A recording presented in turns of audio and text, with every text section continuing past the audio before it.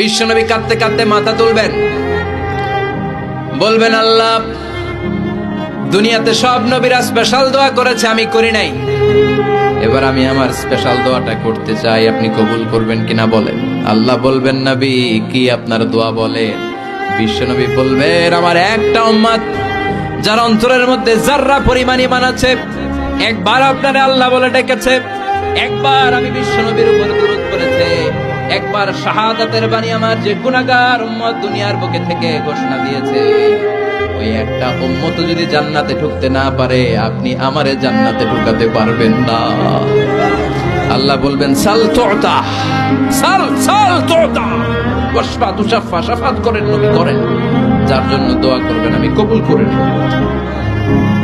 দুনিয়াতে বিশ্বনবী কম কষ্ট সহ্য করে নাই। 3 বছর শিয়াবে আবি তালেবে জেল খেটেছে। কয় বছর? দুর্ভিক্ষের বছরগুলোতে বিশ্বনবীর পেটে দানা পানি ছিল না। কলিজার টুকরা হাসান হুসাইন কই মাছের মতো ছটফট করেছে, জামিনে ক্ষুধার জ্বালায় বেহুশ হয়েছিল। বিশ্বনবী যদি ওই স্পেশাল দোয়াটা করতেন, জান্নাত থেকে খাবারের বস্তা পাঠিয়ে দিত কে? ওই দোয়া করছিলেন?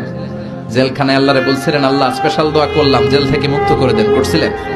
যুদ্ধের ময়দানে নিজের দাঁত ভেঙেছে, উহুদের ময়দান সাক্ষী, বিশ্বনবীর মুবারক রক্তে উহুদের ময়দান রঞ্জিত হয়েছে।